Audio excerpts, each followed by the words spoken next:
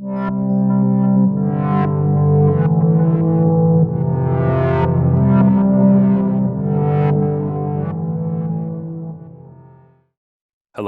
I'm Brenton, one of our tutors here at Inspira Advantage, where we help students get into med school and other professional programs.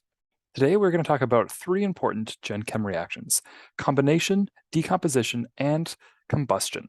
It is likely you'll see one, if not all three of these reactions on your MCAT, so these are very important to know. Let's start with the combination reaction.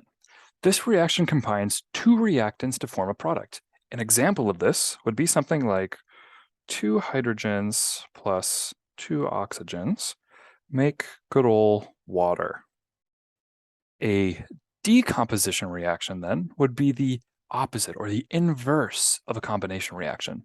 This is when you take a single reactant and break it down into its two products. An example of something that this would be, 2HGO breaking apart. So we've got our reactant on the left, breaking apart into its component parts, 2 mercuries and diatomic oxygen. The final type of reaction we want to talk about today is known as a combustion reaction. Now, these reactions are a little more complicated than the previous two. The final type of reaction we want to talk about today is a combustion reaction. These reactions are typically going to involve a hydrocarbon fuel and oxygen.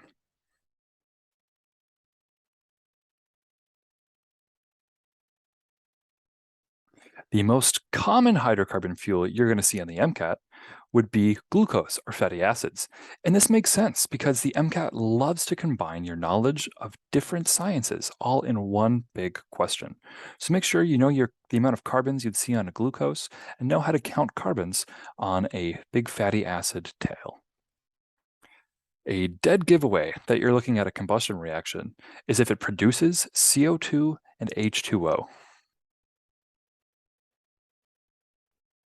A common example of a combustion reaction is, we've got our hydrocarbon here, plus those oxygens I told you about, making some amount of CO2 and water. But this isn't very well balanced, is it? So I'll add a little 2 there. And that's another common thing you want to be aware of, especially on these combustion reactions, is balancing them. This is a super common, tricky thing the MCAT will ask you to do, is to say, hey, balance this reaction. And almost always it's a combustion reaction because these are tough to balance.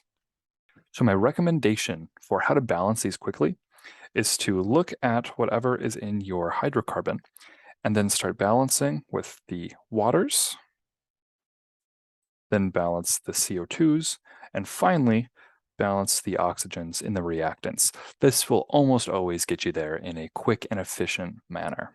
If you'd like some practice with these, stick around for our next video where I will walk you through how to look for these 3 reactions as well as the other 3 important general chemistry reactions you need to know for the MCAT.